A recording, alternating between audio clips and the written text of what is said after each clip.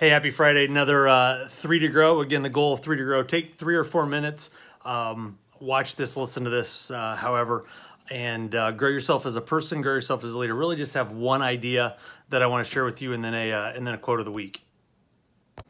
Okay, here's the idea I got. And it's this idea that feedback isn't for sissies.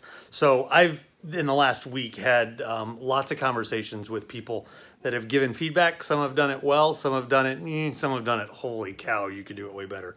So I just want to give you 5 thoughts on giving feedback. This isn't an all-inclusive list, and if you want a better list, just go to Google and type in, how do I give good feedback? And I'm sure you'll come up with lots of stuff. But let me just give you 5, okay? Here's the first one. Remember the end game. What are you trying to get to? What's the goal? What's the outcome? And if part of that end game isn't to make the other person better, not the process, not the presentation, but to make the other person better, then you probably need to make sure you have more for them. Also, some of the feedback, it shouldn't just be make you feel better.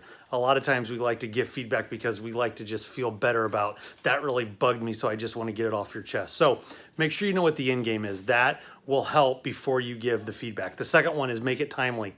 You got to make it timely. You got to, sometimes almost instantaneously.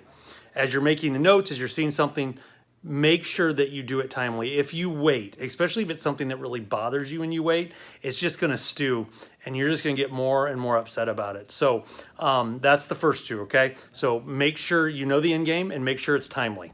Okay, here's the third idea. It's that you praise in public and criticize in private.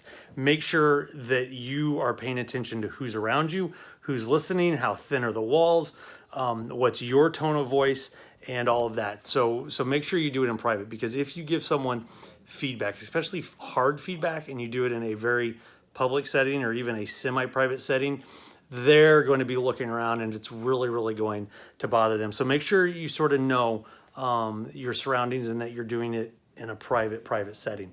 Here's the 4th idea, is make sure you're really, really clear. There shouldn't be any ambiguity or any, gee, I wonder what he meant by, when you give that kind of feedback. Be very clear. Now, that sometimes means you have to be direct in that feedback. Sometimes being direct with some people isn't the best way. You've sort of got to tell them a story to get to the point. For those of you in the Myers-Briggs who have a high T-score, that getting around and weaving through to the story is going to be really, really hard, because you'd rather just step back and deliver the information.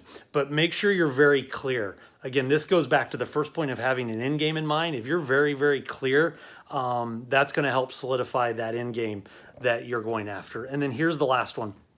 And maybe the most important, as you're having those kind of conversations and interactions with somebody, make sure that you're paying attention to their body language.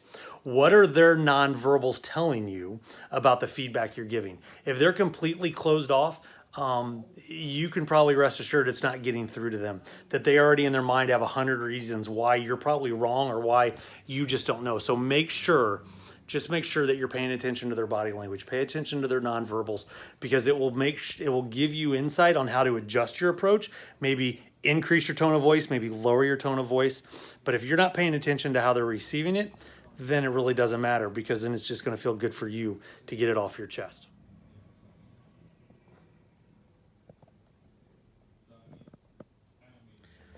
Leaders, you guys make a difference every day. That difference can be for good or for bad. That choice is yours.